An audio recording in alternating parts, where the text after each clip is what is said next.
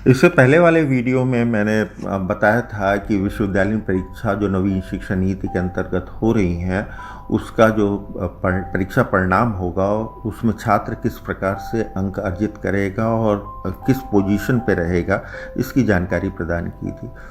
इसी संबंध में छात्रों की बहुत सारी क्वेरीज आ रही हैं। उनको समझ में नहीं आ रहा है कि क्रेडिट पॉइंट क्या है, ग्रेड पॉइंट क्या होता है और कब वो प्रमोटेड हो जाएंगे, किन परिस्थितियों में वो फेल घोषित होंगे या कब वो पास घोषित होंगे। तो उसको थोड़ा सा और क्लैरिफाई करने के लिए मैं सेकंड पार्ट आपको दे रहा हूँ, क्योंकि ये जो जितनी भी परीक्षाएं होंगी नवीन शिक्षा नीति के अंतर्गत, वो ऑर्डिनेंस 14A और 14B के अनुसार होंगी। 14A जो है वो सेमेस्टर एग्ज़ाम्स के लिए है और 14B जो है वो वार्षिक परीक्षा के लिए है। जो ऑर्डिनेंस कह रहा है उसके बारे में मैं आपको जानकारी दे रहा हूँ कि ऑर्डिनेंस में क्या वर्णित है और किस प्रकार आप कब पास होंगे, किन परिस्थितियों में पास होंगे, कब आपका 0 सेमेस्टर हो जाएगा और कब आप प्रमोटेड होंगे या आपको कैसे ग्रेड प्राप्त होगा, इसकी जानकारी मैं सेक्शन वाइज दे रहा हूँ। और जो ऑर्डिनेंस 14A है उसके सेक्शन 10 में क्रेडिट कैसे मिलेगी आपको, उसकी जानकारी दी गई है। उसमें बताया गया है कि यदि कोई छात्र 15 सप्ताह तक प्रति सप्ताह 1 घंटे की सैद्धांतिक या 1 घंटे की ट्यूटोरियल या 2 घंटे की प्रायोगिक कार्य को करता है तो उसे 1 क्रेडिट प्राप्त होगी। फर्स्ट और सेकंड सेम मतलब लेवल 5 के जो विद्यार्थी है सेमेस्टर के, उनमें वही 4 विषय हैं। कोर विषय है जिसमें मेजर है और माइनर है, इनकी 6-6 क्रेडिट के होंगे। और जनरल इलेक्टिव और एबिलिटी इन्हेंसमेंट का जो पाठ्यक्रम है वो 4-4 क्रेडिट का होगा। और जिनका जो परीक्षा परिणाम आपका ये बनेगा, SGPA बनेगा, सेमेस्टर ग्रेड पॉइंट एवरेज जो भी बनेगा, ये 10 पॉइंट स्केल, 10 पॉइंट का जो स्केल दिया हुआ है अलग अलग उसके लिए, तो उसके आधार पे बनेगा। लेवल 5 के जो छात्र हैं, मतलब फर्स्ट सेमेस्टर और सेकेंड सेमेस्टर जो हैं, उनके प्रश्न पत्र 4 प्रकार के प्रश्न पत्र हो सकते हैं। मेजर में आपने कौन सा लिया है, माइनर में कौन सा लिया है या जनरल इलेक्टिव में कौन सा लिया है, इनके टाइप्स हैं।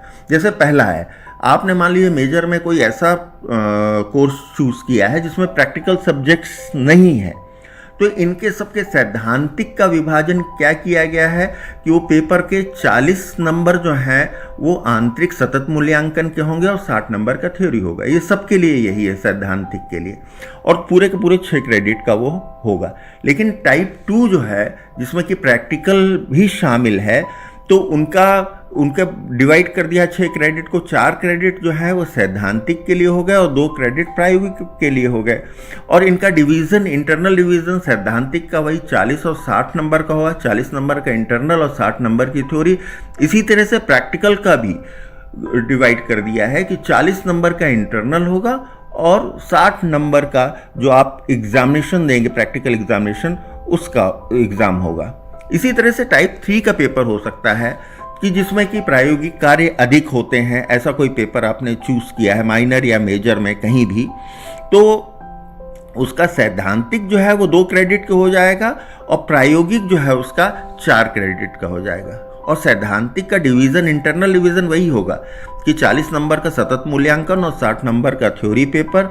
लेकिन प्रायोगिक में डिवीज़न बदल जाएगा, वो 40-60 खन्ना होके 50-50 अंक का हो जाएगा। 50 नंबर हो जाएगा इंटरनल का और 50 नंबर का आपकी प्रायोगिक परीक्षा होगी। ये कोर सब्जेक्ट्स के लिए है।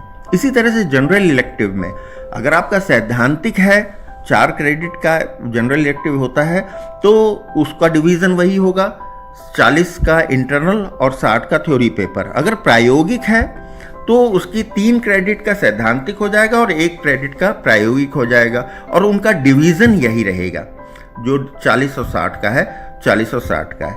एबिलिटी इन्हेंसमेंट में प्रायोगिक कार्य नहीं होता है, 4 क्रेडिट का होगा और डिवीज़न उसका वही होगा, 40 और 60 अंक का। 40 अंक का आंतरिक और 60 अंक का जो आपकी थ्योरी की परीक्षा होगी। इन्हीं के बेस पे आपका रिजल्ट तैयार होगा। SGPA जो सेमेस्टर ग्रेड पॉइंट एवरेज आपका कैलकुलेट होगा सेमेस्टर के लिए, वो 2 आंकड़ों को लेकर होगा। पहला आंकड़ा होगा C1 जो कि आपके क्रेडिट के अंक होंगे। दूसरा होगा G1 जो ग्रेड पॉइंट है। ग्रेड पॉइंट क्या है? ग्रेड पॉइंट जो आप सैद्धांतिक पेपर में या प्रैक्टिकल में जो अंक प्राप्त करते हैं उसके परसेंटेज के बेसिस पे आपको जो ग्रेड मिलता है उसी का ग्रेड पॉइंट है। तो ये SGPA का कैलकुलेशन ऐसे होगा, SGPA is equal to summation C1 into G1, मतलब फर्स्ट सेमेस्टर का जो भी आपका क्रेडिट है वो मल्टीप्लाइड बाई जो ग्रेड पॉइंट आपने प्राप्त किया है वो डिवाइडेड बाई पूरे के पूरे सेमेस्टर के जो क्रेडिट्स हैं C1 का समेशन। इस तरह से आपका SGPA की गणना होगी। इसका डिटेल जो है SGPA का जो डिटेल है कि आपका जो आपको ग्रेड पॉइंट कैसे मिलेंगे इसको मैं अगले वीडियो में बताऊंगा। एक वीडियो में कवर अप करना मुश्किल हो रहा है। तो SGPA और CGPA दोनों का अगले वीडियो में आपको जानकारी प्रदान की जाएगी।